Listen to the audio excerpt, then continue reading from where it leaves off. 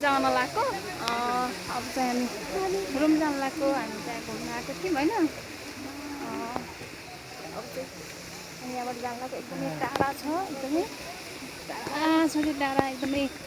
तलभन्दा तल जानुपर्छ यहाँ चाहिँ तल माथि पाहाडमा हो यहाँ चाहिँ पाहाडको छहारीमा हामी चाहिँ आएको घुम्नलाई अनि चिसो मौसम छ यहाँ चाहिँ चिसो चिसो मौसममा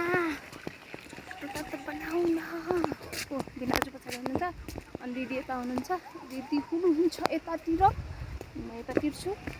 यो पहाड छ यतातिर यति ठुलो पहाड छ यहाँ चाहिँ